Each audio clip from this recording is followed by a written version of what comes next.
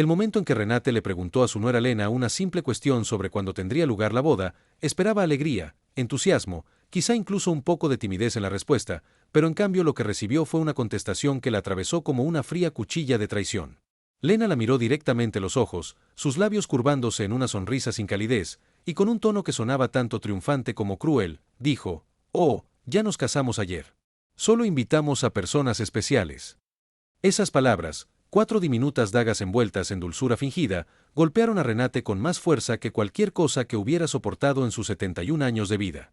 Se quedó en su propia sala, aferrando su teléfono como si de repente pesara 1000 libras, sintiendo que la habitación giraba a su alrededor mientras su hijo Max se sentaba cerca, evitando su mirada como si fuera un extraño atrapado en un acto culpable.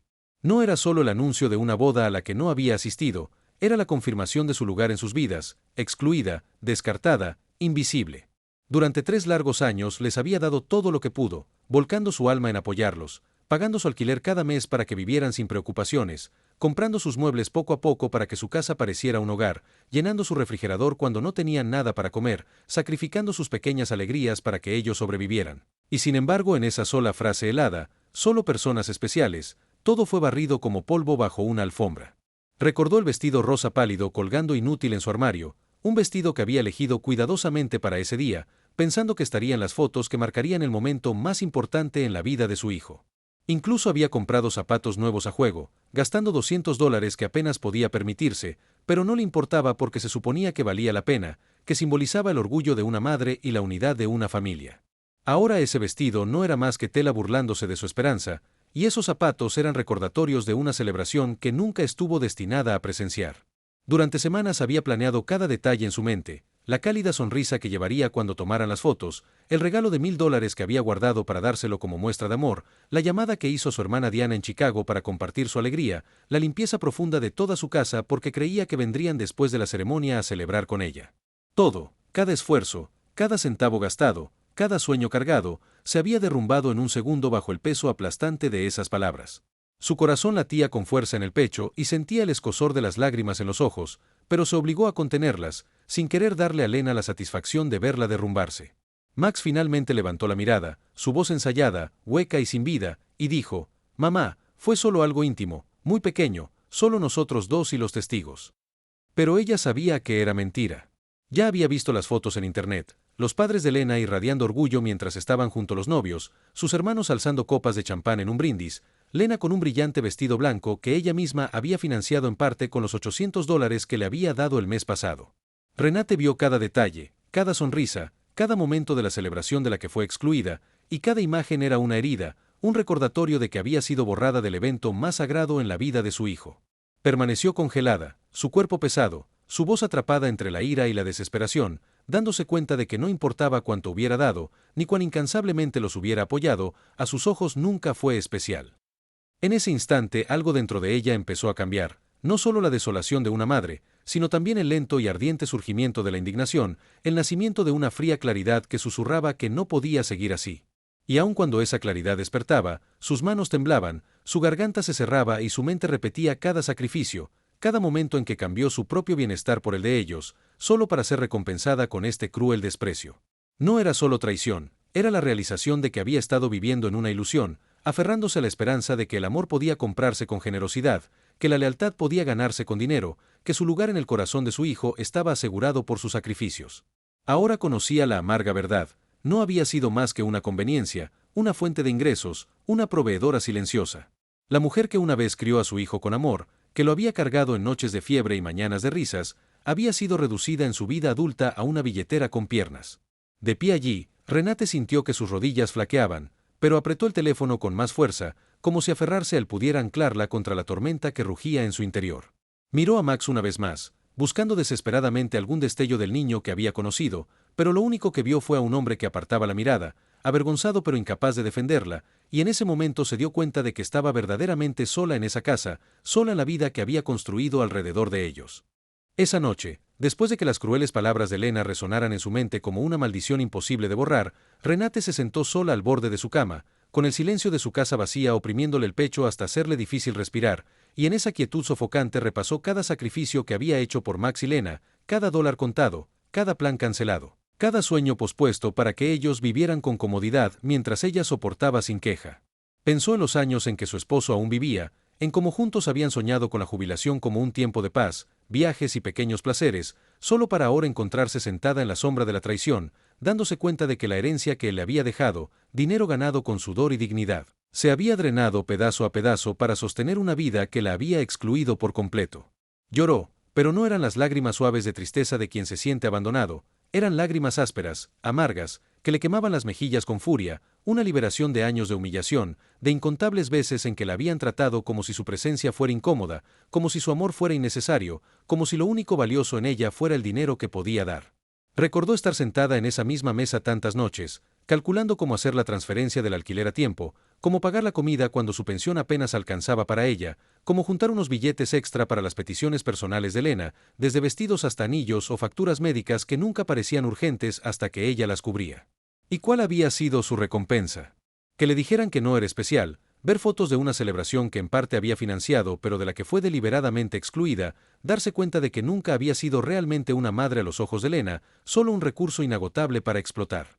La rabia se retorció en algo nuevo aquella noche, algo más afilado que el dolor. Fue el despertar de una mujer que había dormido demasiado tiempo, una mujer que había permitido que confundieran su amor con debilidad. Se levantó de la cama y caminó lentamente hacia el espejo del baño, su reflejo devolviéndole la mirada con ojos hinchados por el llanto, las líneas de su rostro más profundas de lo que recordaba, pero detrás de ellas, detrás de las arrugas y el cansancio, había una chispa que no veía desde hacía años.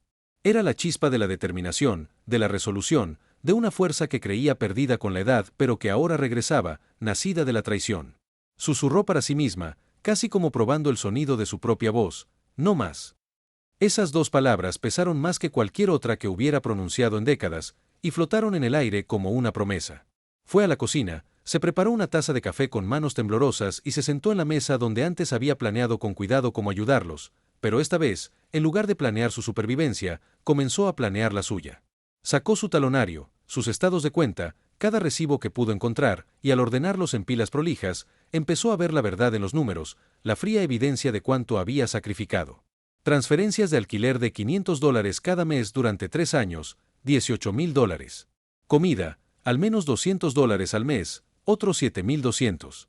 Muebles, regalos, gastos médicos, reparaciones, línea tras línea de gastos aparecían ante ella hasta que la suma la miró de frente como una cruel burla, $33,400. $33,400 tomados no por ladrones, no por desconocidos, sino por su propio hijo y su esposa, quienes ahora se atrevían a tratarla como si estuviera confundida, como si ya no tuviera derecho a decidir qué hacer con los frutos de su vida de trabajo.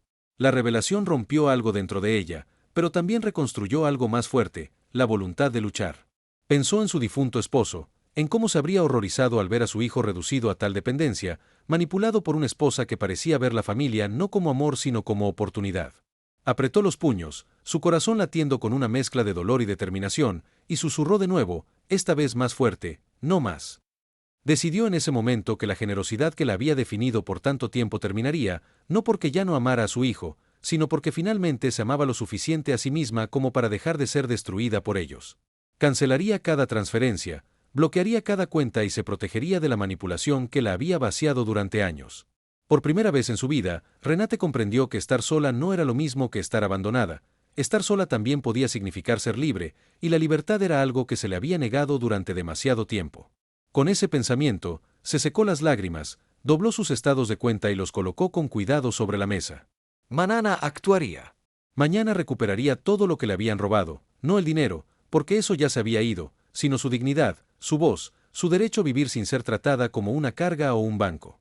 Terminó su café, se sentó en la oscuridad durante mucho tiempo y escuchó el silencio a su alrededor, un silencio que ya no le parecía sofocante, sino extrañamente reconfortante, como el abrazo de una paz que no había conocido en años.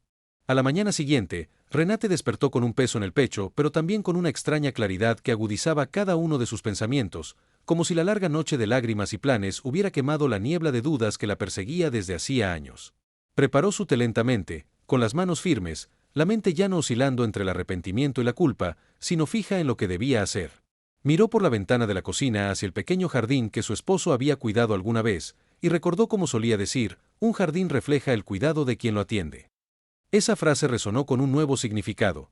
Había cuidado tanto de los demás que había dejado que su propia vida, su propio jardín, se marchitara en el abandono. Hoy empezaría a cambiar eso. Reunió los documentos que había ordenado la noche anterior, los estados de cuenta, recibos y notas escritas a mano que había guardado durante años, toda la evidencia de su apoyo, y los colocó en una carpeta prolija. La carpeta pesaba en sus manos, no por el papel que contenía, sino por el peso de la verdad que llevaba, la prueba irrefutable de cuánto había dado, cuánto la habían dado por sentada y cuánto había sufrido en silencio. Al cerrar su bolso, pensó en Max, su hijo, su propia sangre, y un dolor le torció el pecho. No lo odiaba, jamás podría odiarlo, pero no podía permitir que siguiera en ese ciclo de dependencia y manipulación, impulsado por las exigencias interminables de Lena. Comprendió que amar no significaba someterse, significaba enseñar a alguien a sostenerse por sí mismo, aunque te guardara rencor por ello. Salió de la casa y caminó hacia el banco, con el viento de otoño rozándole el rostro, las hojas crujiendo bajo sus zapatos como si el mundo mismo marcara cada paso con el recordatorio de que las estaciones cambian, y ella también debía hacerlo. Cada cuadra más cerca del banco era una prueba de su resolución, los recuerdos de cumpleaños que había pagado, emergencias médicas que había cubierto, abrazos de agradecimiento que Max le había dado antes de volver a la sombra de Lena cruzaban su mente, pero cada recuerdo ahora solo alimentaba su determinación.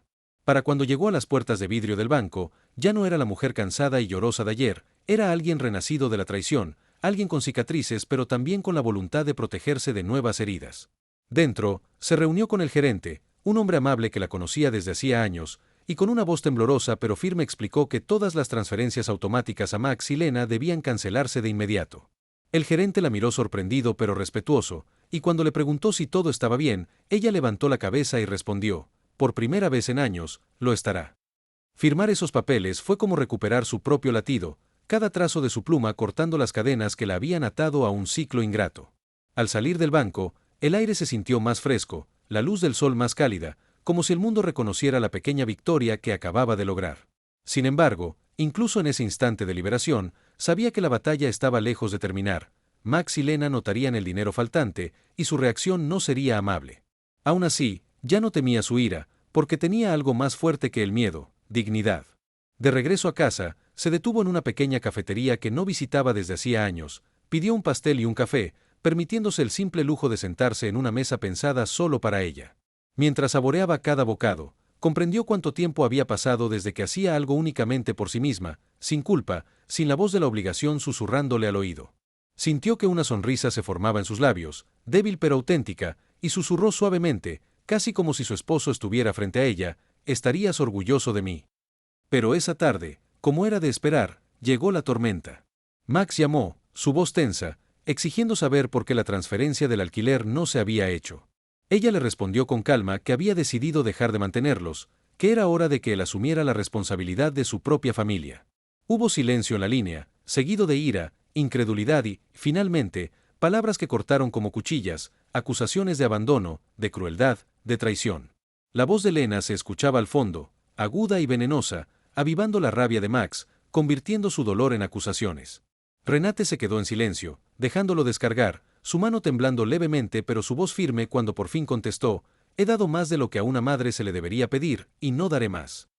La llamada se cortó, y el silencio que siguió fue ensordecedor, pero en lugar de desesperación, Renate sintió que una extraña calma se asentaba en ella. Sabía que la guerra apenas comenzaba, pero también sabía que, por primera vez, estaba lista para librarla. Los días que siguieron fueron como caminar por un campo de batalla donde cada palabra intercambiada con Max o Lena se convertía en una flecha dirigida directamente al corazón de Renate, y sin embargo, ella se mantuvo firme con una fuerza que nunca antes había osado invocar, porque en lo más profundo sabía que ceder ahora significaría perderse para siempre. El teléfono sonaba constantemente, a veces el número de Max, a veces el de Lena, y cada llamada llevaba el mismo ritmo envenenado: ira, culpa, manipulación, todo envuelto en el falso lenguaje del amor que sonaba más a cadenas que a afecto. Al principio Renate contestaba, repitiendo pacientemente su decisión, recordándole a Max que un hombre de su edad, con su salud y habilidades, ya no podía depender de su madre para cargar con el peso de sus responsabilidades. Pero cuanto más hablaba, más claro resultaba que él no escuchaba, que sus oídos estaban llenos del veneno susurrado de Lena, que su amor por su madre había sido eclipsado por la comodidad de una vida en la que ella pagaba el costo. Finalmente, dejó de contestar las llamadas, y el silencio que llenó su casa en su ausencia fue doloroso pero también liberador, como la punzada sanadora de un antiséptico vertido sobre una vieja herida. Aún así, La presión no terminó ahí. Una tarde, abrió la puerta y encontró a la propia Lena de pie afuera, con los ojos afilados y los labios curvados en esa sonrisa condescendiente que Renate había aprendido a reconocer como la máscara del derecho arrogante. ¿Acaso entiendes lo que le estás haciendo a tu hijo?, escupió Lena, con una voz cargada de falsa preocupación. Está estresado, no puede dormir, y tú lo cortas de repente, como si no te importara si vive o muere. Renate sintió que las rodillas le flaqueaban, pero se aferró con fuerza al marco de la puerta, negándose a dejar que Lena la viera vacilar. Lo que estoy haciendo, respondió despacio, con la voz firme a pesar de la tormenta en su pecho, es darle la oportunidad de estar de pie como un hombre, no de esconderse detrás de su madre. Las palabras golpearon a Lena, cuya sonrisa vaciló por un instante antes de volver más afilada que antes. Eres egoísta, siseó, te sientas en esta casa con tu comodidad mientras tu hijo sufre, y te atreves a llamarte madre. Esas palabras, crueles y diseñadas para herir, deberían haber roto a Renate, pero en cambio encendieron algo feroz dentro de ella. Durante años le habían dicho que valía menos, que era reemplazable, que su valor se medía solo en el dinero que daba, pero ahora comprendía que la crueldad de Lena no era verdad, era miedo. Miedo de que, sin el dinero de Renate, el mundo que Lena había construido como un frágil palacio de cristal se hiciera añicos. Renate sostuvo su mirada, con los ojos afilados por una claridad que Lena nunca había visto antes, y dijo: si soy egoísta por querer vivir el resto de mi vida con dignidad, entonces lo acepto. Pero no me disculparé por proteger lo que es mío. Con eso, cerró la puerta con firmeza, el sonido resonando en el pasillo como el golpe de un martillo que dicta justicia. Se recostó contra la madera por un momento, con el corazón acelerado y el cuerpo temblando, pero en su interior, bajo el agotamiento, había orgullo de finalmente haberse erguido contra la mujer que había convertido a su hijo en un extraño. Esa noche, se sentó en su escritorio y escribió en su diario, algo que no hacía en años. Escribió sobre la traición, la soledad, pero también sobre el valor que estaba descubriendo en sí misma, página tras página de emoción cruda derramándose en tinta, como si al escribirlo pudiera recuperar las piezas de sí que habían quedado dispersas y enterradas bajo años de silencio. Cada palabra era una declaración, no para Lena, ni siquiera para Max, sino para sí misma. Aún estaba allí, aún era fuerte, aún era digna de amor y respeto, aunque viniera solo de su propio corazón. A la mañana siguiente, decidió buscar apoyo, no en su familia, que la había abandonado emocionalmente, sino en una vieja amiga llamada Clara, una vecina con la que una vez había tenido cercanía antes de que la vida la separara. Clara la recibió con los brazos abiertos, escuchando sin juzgar, con los ojos llenos de lágrimas mientras Renate le contaba todo lo que había soportado. «Has sido más que generosa», dijo Clara con firmeza, apretándole la mano, «y es hora de que aprendan a sobrevivir sin drenarte». La validación se sintió como un rayo de sol rompiendo una tormenta, y por primera vez en años, Renate se permitió creer que no estaba equivocada, que su amor no había sido mal dirigido, sino explotado. Al regresar a casa, se sintió más ligera, con pasos más seguros y el corazón más firme, porque sabía que ya no luchaba sola, no por dinero, ni siquiera por respeto, sino por su propio derecho a vivir sin cadenas. La confrontación con Lena había dejado a Renate estremecida, pero también había consolidado su determinación, y durante la semana siguiente empezó a notar cambios en sí misma que eran tan sutiles como poderosos, como pequeñas grietas de luz atravesando un muro que había permanecido intacto durante décadas. Ya no se sobresaltaba con el sonido del teléfono, lo dejaba sonar sin culpa, sabiendo que cada llamada perdida era otro recordatorio para Max y Lena de que su control sobre ella se estaba desvaneciendo. Dejó de revisar su cuenta bancaria con miedo y comenzó a mirarla con un sentido de propiedad, recordándose que esos números reflejaban su arduo trabajo, sus sacrificios y los años de esfuerzo de su esposo, no una deuda con nadie más. Incluso empezó a dar pequeños paseos por el parque, sentándose en bancos mientras pasaban familias jóvenes, y aunque a veces le dolía ver a madres con sus hijos riendo y tomados de la mano, recordándole lo que había perdido con Max, encontraba consuelo en la simple alegría de observar la vida sin el peso de la obligación oprimiéndola. Sin embargo, la batalla estaba lejos de terminar, y lo supo en el momento en que recibió una carta por correo. El sobre no tenía remitente, pero la letra era inconfundible, la de Max, garabateada apresuradamente, como solía escribir sus notas escolares cuando estaba nervioso. La abrió con manos temblorosas, el corazón golpeándole contra las costillas, y comenzó a leer. Las palabras se desbordaban en la página como un torrente de ira y desesperación, acusándola de crueldad, de abandonarlo cuando más la necesitaba, de elegir su propia comodidad sobre el amor de su único hijo. «Ya ni siquiera te reconozco», decía la carta, con la tinta corrida en algunos lugares como si hubiera sido escrita entre lágrimas. «Es como si te hubieras convertido en otra persona, alguien fría, alguien a quien no le importa si vivo o muero». Renate sintió que el pecho se le apretaba, pero se obligó a seguir leyendo, porque bajo la ira podía percibir la verdad. Max tenía miedo. Nunca había aprendido a vivir sin apoyarse en ella, y ahora, despojado de su apoyo, se agitaba en pánico, y en lugar de buscar fuerza dentro de sí mismo, la culpaba de su debilidad. Por un momento, la culpa amenazó con abrirse paso de nuevo en su corazón, susurrándole que quizás había ido demasiado lejos, que quizás estaba siendo egoísta, pero entonces volvió a mirar los recibos que aún estaban sobre su mesa, los registros de $33.400 sacrificados sin agradecimiento. Y la imagen de la sonrisa burlona de Elena, acusándola de egoísmo, ardió en su mente. No, esto no era crueldad. Era supervivencia. Dobló la carta con cuidado, la colocó de nuevo en el sobre y la dejó a un lado, no para olvidarla, sino para recordarse por qué no podía flaquear. Esa noche, escribió una respuesta, con palabras firmes, medidas, llenas tanto de amor como de firmeza. Siempre seré tu madre, escribió, y siempre te amaré. Pero amar no significa dar hasta que no quede nada de mí. Significa esperar que encuentres la fuerza para estar de pie sin mí. No te abandonaré, pero ya no te permitiré depender de mí.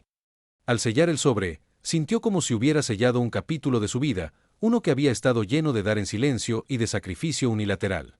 Envió la carta a la mañana siguiente, con pasos firmes al dejarla caer en el buzón, sabiendo que Max quizás no lo entendería ahora, que incluso podría odiarla por ello, pero que algún día, tal vez cuando el peso de la vida lo obligara a madurar, lo vería no como un rechazo, sino como el mayor regalo que ella podía darle, su independencia. Al regresar a casa, se permitió hacer algo que no hacía en años. Abrió el álbum de fotos de su difunto esposo, hojeando las páginas de su vida juntos, recordando la fuerza que habían compartido, el amor que había construido la base misma de su resiliencia. Le susurró a su fotografía: «Estoy aprendiendo a vivir de nuevo, como tú hubieras querido». Esa noche, durmió sin lágrimas, con el corazón aún pesado pero ya no roto, y en su sueño se vio caminando por su jardín, con las plantas vivas y floreciendo, las malas hierbas desaparecidas, y por primera vez en mucho tiempo sintió que la esperanza latía en su pecho, frágil pero innegable. Las semanas pasaron, y con cada día que transcurría Renate sentía que se alejaba más de las sombras de la manipulación y se adentraba en la luz de su fuerza redescubierta, aunque incluso mientras crecía en fortaleza, los intentos de arrastrarla de nuevo a la sumisión no cesaban, pues Max y Lena eran implacables. Su desesperación agudizada por la repentina ausencia de dinero fácil.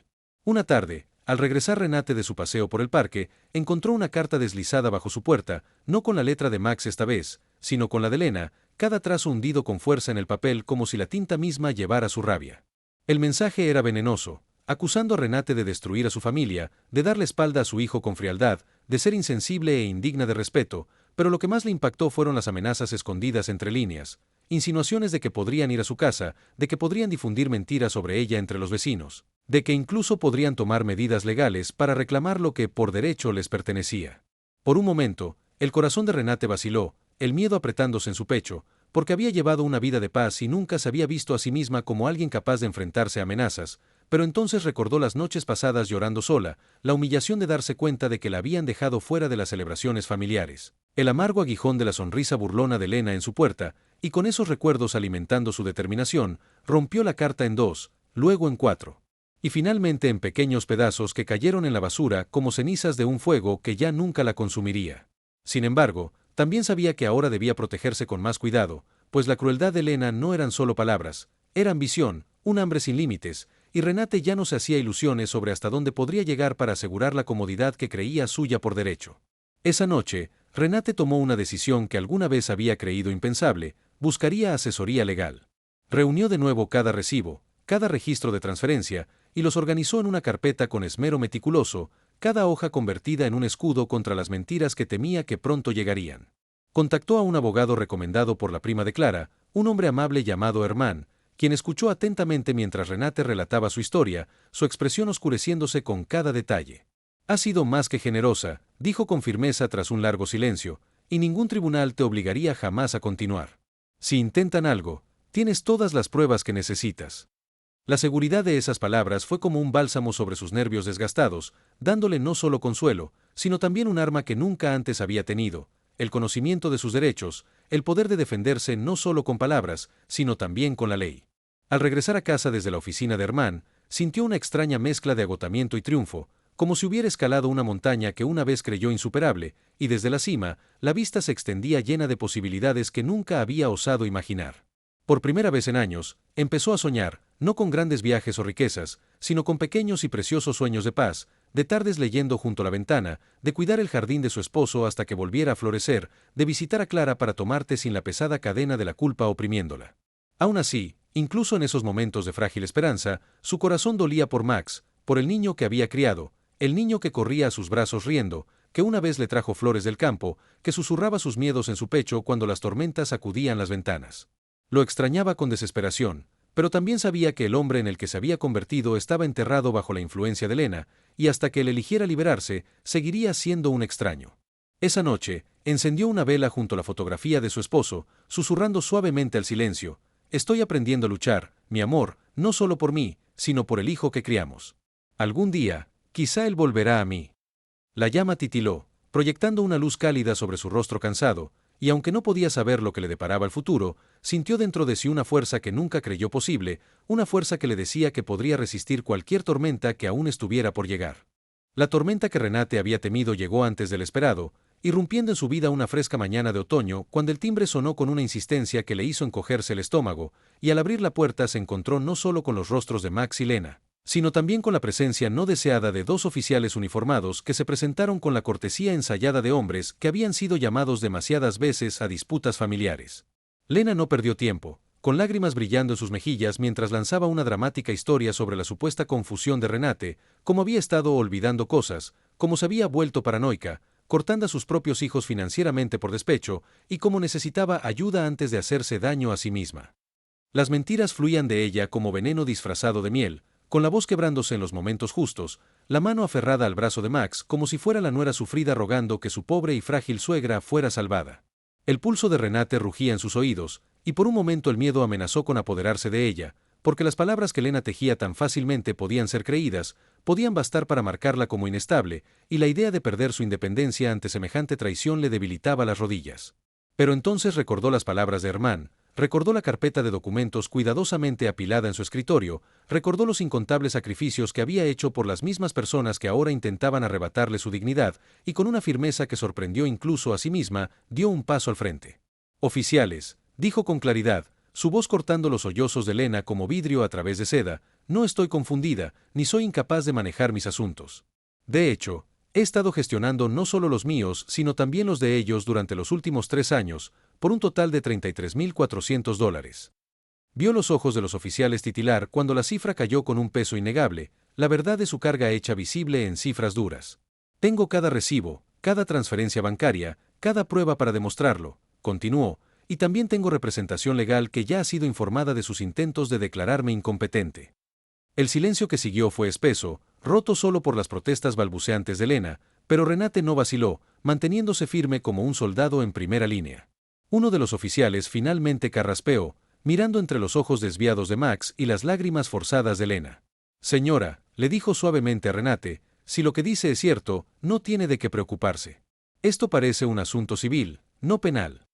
Las palabras la envolvieron como una ola de alivio, aunque mantuvo su expresión serena, negándose a darle a Lena la satisfacción de verla temblar. Con una firmeza que no sabía que poseía, señaló la puerta. «Entonces creo que nuestro asunto aquí ha terminado. Pueden salir de mi casa». El rostro de Max se torció, dividido entre la ira y la vergüenza, pero la máscara de Lena se resquebrajó por completo, con sus ojos ardiendo con un veneno que ninguna lágrima podía ocultar.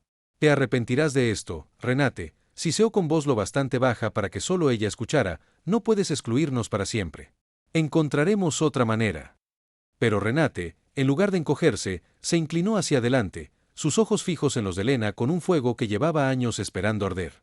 «Ya me arrepiento de una cosa, Lena», susurró de vuelta, «y es haber desperdiciado tanto de mi vida creyendo que eras familia». Los oficiales los escoltaron afuera, el eco de sus pasos desvaneciéndose por el camino, y cuando la puerta finalmente se cerró, Renate se dejó caer contra ella, con lágrimas fluyendo libremente, no de miedo esta vez, sino de liberación, del peso puro de la supervivencia estrellándose sobre ella en oleadas. Más tarde esa noche, mientras se sentaba en su escritorio escribiendo cada detalle para Hermann, sintió algo que no había sentido en años, un profundo y sereno orgullo de sí misma. Ya no era una mujer que mendigaba migajas de amor, ya no era la proveedora invisible, ya no era la madre demasiado asustada para decir no. Era Renate Richter, y aunque su corazón aún dolía por el hijo que había perdido ante la codicia, sabía que había recuperado algo mucho más grande, su libertad, su dignidad y el derecho a vivir el resto de su vida en sus propios términos. A la mañana siguiente amaneció gris y pesada, la lluvia golpeando las ventanas como si el propio cielo llorara lo que se había perdido, pero Renate despertó con una extraña energía recorriendo sus venas, una determinación que no se inclinaba ante la tormenta exterior sino que se fortalecía por ella, y se incorporó con propósito, ajustándose la bata alrededor de su frágil cuerpo mientras caminaba a la cocina, donde pronto el aroma del café recién hecho llenó el aire, reconfortante y constante, como una ancla en el caos de los días recientes. Se sentó en la misma mesa donde antes contaba billetes para pagar el alquiler de Max, donde había llorado por las listas de la compra que apenas podía permitirse porque ya había gastado su pensión, y donde había soñado con celebraciones familiares que nunca llegaron, pero esta vez abrió su libreta no para planear la vida de ellos sino la suya. Cada página se convirtió en una estrategia de batalla, escrita con trazos firmes de su pluma, cada línea reclamando las piezas de su identidad que había regalado con demasiada facilidad. Enumeró hobbies que había abandonado hace tiempo: jardinería, pintura, viajar, y junto a cada uno anotó fechas, costes, posibilidades, porque ahora su dinero y su tiempo pertenecían solo a ella. Incluso se permitió imaginar reservar un viaje a Viena, donde una vez caminó tomada de la mano con su difunto marido bajo el resplandor de las farolas, escuchando la música suave que se escapaba por las ventanas abiertas, prometiendo que algún día volverían.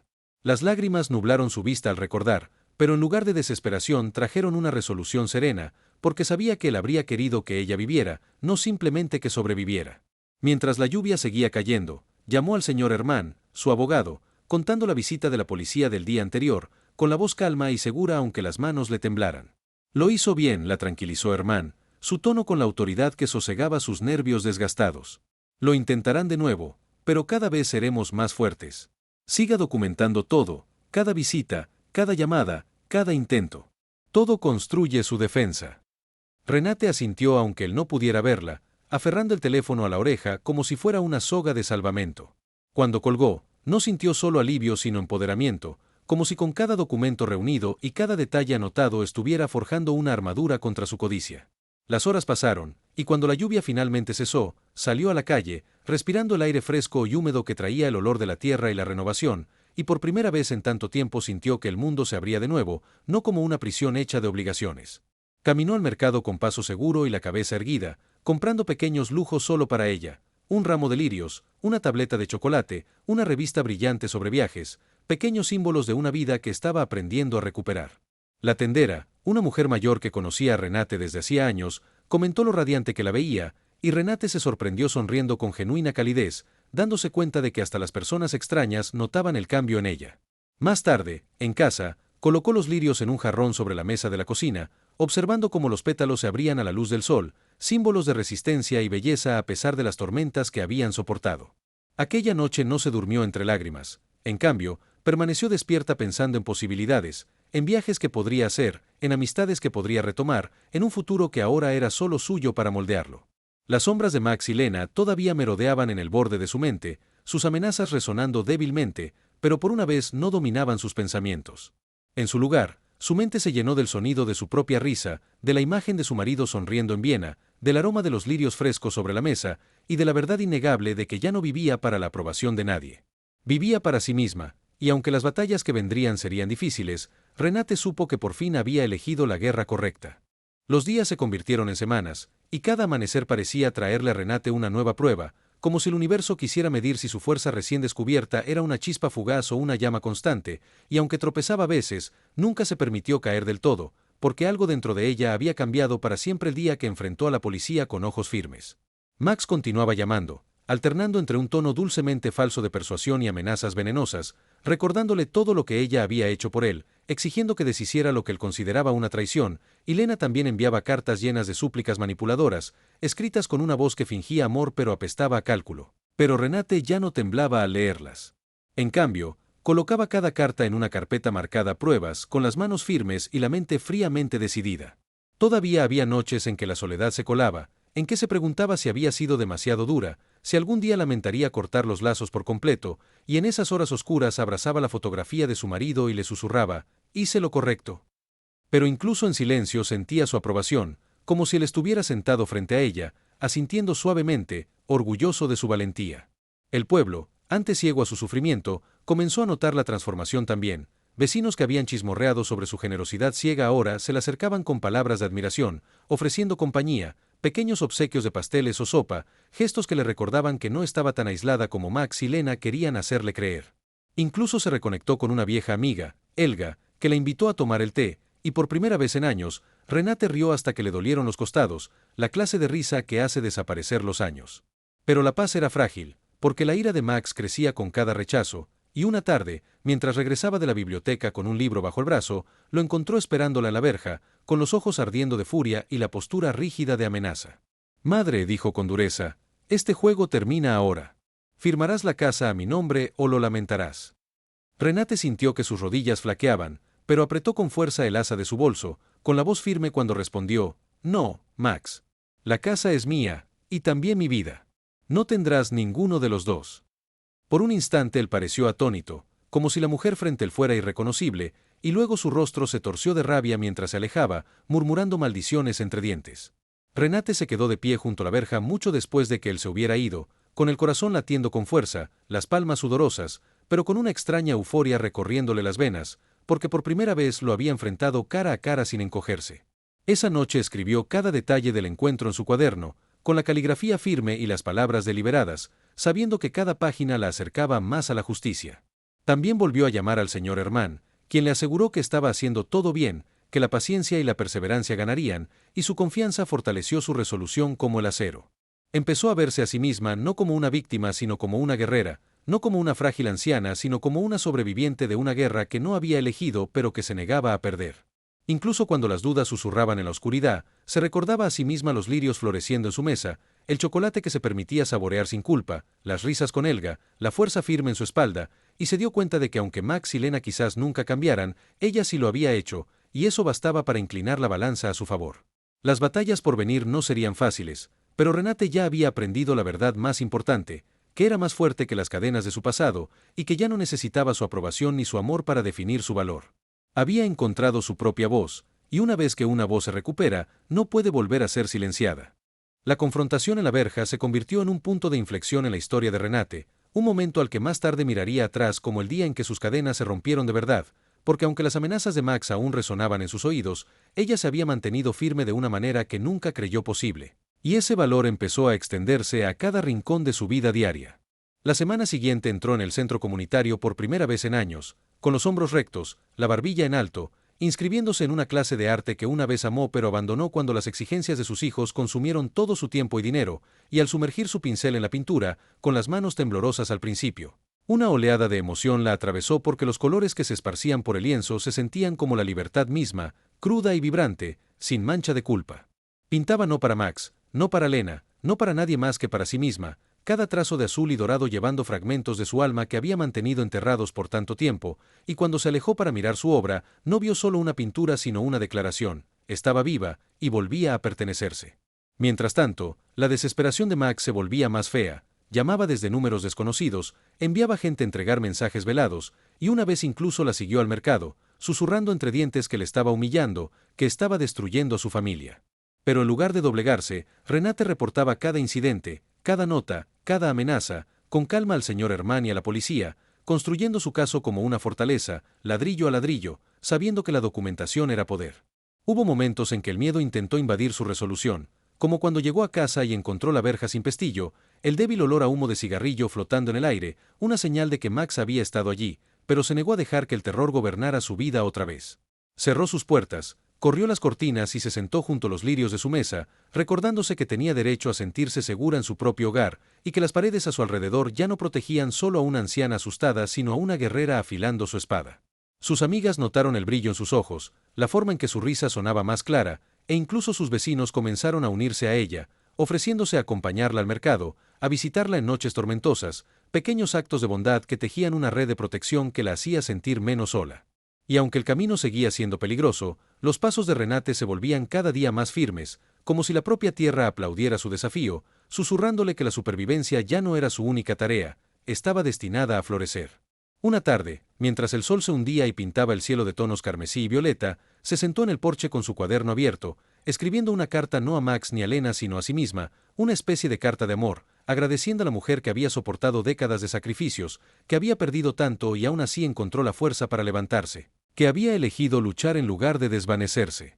«Eres suficiente», escribió, con lágrimas manchando la página, y mereces alegría. Cuando terminó, dobló el papel con cuidado, lo deslizó en un sobre y lo colocó sobre la repisa de la chimenea donde pudiera verlo cada mañana, un recordatorio de que su valor no estaba definido por la codicia de nadie sino por el coraje en su propio corazón.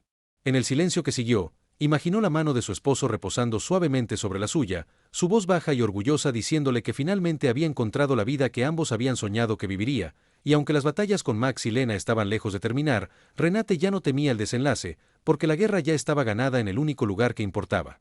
Dentro de su alma. El invierno se asentó con fuerza sobre el pueblo, los tejados cubiertos de nieve y el aire afilado de escarcha, pero dentro de la casa de Renate había una calidez que iba más allá del fuego crepitante en la chimenea, una calidez nacida de su nuevo valor y del ritmo constante con que recuperaba su vida día tras día, aunque las sombras de los planes de Max y Lena nunca abandonaran del todo su puerta.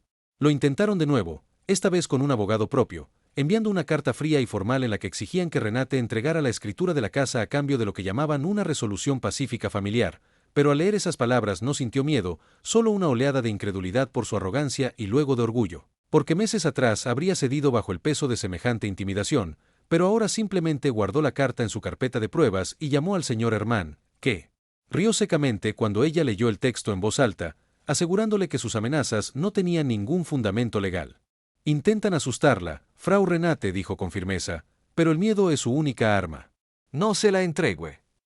Aquella noche, mientras los copos de nieve se deslizaban suavemente contra su ventana, Renate se sentó junto al fuego con sus lirios, ahora reemplazados por las flores de Pascua que había comprado para la temporada, y reflexionó sobre lo lejos que había llegado. De la mujer temblorosa que entregaba su pensión sin vacilar a la figura fuerte que ahora permanecía imperturbable frente a cartas manipuladoras y amenazas vacías.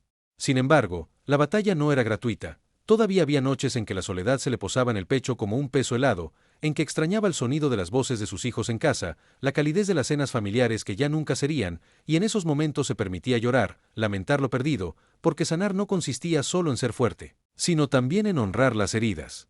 Pero incluso entre lágrimas sabía que había elegido bien, porque un amor construido sobre manipulación no era amor, y una paz comprada con rendición no era paz sino esclavitud. Así que se cuidaba con pequeños gestos, pintando más lienzos, atendiendo sus plantas de interior, horneando recetas antiguas que había preparado para su esposo y compartiéndolas con los vecinos, que se maravillaban de su transformación.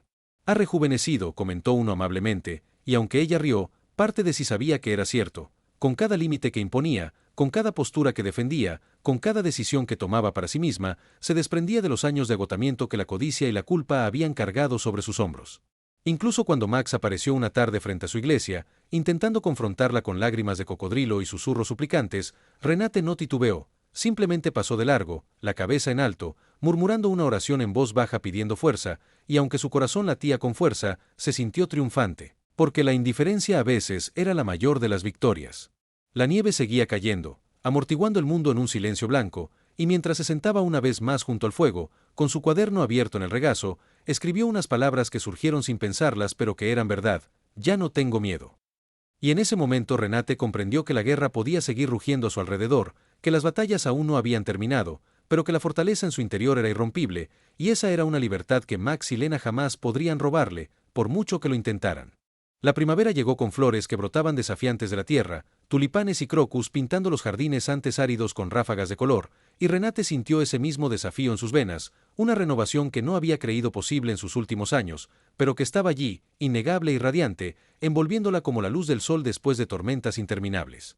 La citación judicial finalmente llegó, en un sobre blanco y rígido que temblaba en sus manos mientras lo llevaba adentro, pero en lugar de miedo sintió una serenidad firme, porque había pasado meses reuniendo pruebas, construyendo valor y fortaleciendo su espíritu con cada negativa a ceder ante la avaricia de Max y Lena.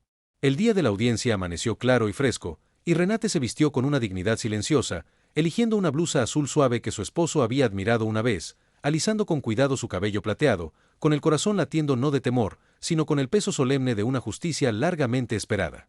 Cuando entró en el juzgado, el aroma de madera pulida y papel llenó el aire, el eco de pasos resonaba en los pasillos, y aunque sus rodillas estaban débiles, caminó con firmeza, su bastón marcando rítmicamente el compás de su determinación. Max ya estaba allí, con el rostro torcido entre arrogancia y desesperación, Lena sentada a su lado con un traje demasiado cuidado que intentaba disfrazar su pánico, y por un instante el corazón de Renate se contrajo, porque eran sus hijos, carne de su carne, y aún así extraños en su codicia, pero el pensamiento se desvaneció y lo que quedó fue acero. El señor Herman la guió hasta su mesa, su presencia firme, su voz un ancla calmante al asegurarle que la verdad estaba de su lado. Cuando comenzaron los procedimientos, la mirada del juez era aguda y autoritaria, y el abogado de Max tejió un relato cargado de falsedades, presentando a Renate como una anciana confundida incapaz de manejar sus propios asuntos, pero cuando llegó el turno de Herman, se levantó con una fuerza serena, presentando documentos, fechas, registros de amenazas, reportes policiales y la carpeta de pruebas que Renate había construido con manos temblorosas pero con una resolución inquebrantable. Y entonces llegó el momento que Renate había temido pero para el que se había preparado, testificar ella misma. La sala se nubló un instante mientras controlaba su respiración, luego empezó a hablar, no con amargura ni con odio, sino con la calma claridad de la verdad. Le contó al juez cómo había sacrificado todo por sus hijos, cómo había entregado pensiones, comodidades, incluso sueños, solo para recibir a cambio codicia y crueldad, con la voz quebrándose a ratos, las manos temblando, pero la mirada firme. Describió la noche en que Max llegó con la policía, las cartas que Lena enviaba impregnadas de manipulación, los innumerables intentos de arrebatarle su dignidad y su hogar, y aunque las lágrimas le ardían en los ojos, no titubeó. Esta casa, dijo finalmente, con la voz rota pero fuerte, no son solo paredes y ventanas, es mi vida, mis recuerdos, la risa de mi esposo, los primeros pasos de mis hijos, mis años de sacrificio. Y no la entregaré a quienes solo ven dinero donde debería haber amor. El silencio que siguió a sus palabras fue denso, roto solo por el asentimiento medido del juez mientras tomaba notas. Cuando Renate bajó del estrado, se sintió más ligera, como si décadas de silencio hubieran sido arrancadas de su pecho. Horas después, llegó el veredicto, claro y firme. La casa era suya, su independencia era suya, y Max y Lena no tenían reclamo, ni derecho, ni poder alguno para ejercer sobre ella. El rostro de Max se torció en furia, los ojos de Lena se llenaron de lágrimas de frustración, pero Renate no se regodeó, simplemente recogió sus cosas con dignidad tranquila, agradeciendo suavemente a Herman, con el corazón hinchado no solo de triunfo, sino de paz. Al salir del juzgado, el aire de primavera era fresco y dulce, y se sintió renacida, el sol calentando su rostro como si la felicitara por haber sobrevivido no solo a una batalla legal sino a una vida entera de silencio. Y aunque sabía que quedaban heridas, cicatrices de traición que solo el tiempo no podía borrar, también sabía que al fin se había elegido a sí misma, y esa era la victoria más verdadera de todas. Los días posteriores al veredicto se desplegaron como una lenta exhalación que Renate había contenido durante años, una liberación tan profunda que incluso el aire en su casa parecía más ligero, más brillante, libre del peso asfixiante que la avaricia de Max y Lena había impuesto sobre ella durante tanto tiempo. Y aunque aún despertaba algunas mañanas con el viejo dolor en el pecho, la pena de saber que sus hijos habían elegido la traición sobre el amor, ahora enfrentaba ese dolor con aceptación en lugar de desesperación. Llenaba sus días de pequeñas alegrías, cuidando su jardín donde los tulipanes se mecían orgullosos en la brisa, pintando lienzos que ahora cubrían las paredes de su sala con colores vivos, cocinando recetas que no había probado en décadas e invitando vecinos y amigos a compartir comidas llenas de risas y calidez. La casa, antes atormentada por el miedo, ahora latía con vida de nuevo, cargando ecos de resiliencia en lugar de sombras de manipulación. Helga se convirtió en una visitante frecuente, y juntas recordaban su juventud, planeaban viajes que tal vez harían, y a veces, se sentaban en un silencio cómplice, tomando té mientras el sol de la tarde se filtraba entre las cortinas. Sin embargo, Renate nunca olvidó las lecciones grabadas en su alma por la larga batalla. Mantenía la carpeta de pruebas en su cajón, no como recordatorio de amargura, sino como prueba de lo que había soportado y conquistado, un símbolo de su fortaleza. A veces, entrada la noche, sacaba el sobre que se había escrito a sí misma, «Eres suficiente, y mereces alegría», y lo leía en voz alta, con la voz firme y los ojos llenos de lágrimas que ya no sabían a tristeza sino a gratitud, porque había sobrevivido a la tormenta y se había reencontrado consigo misma.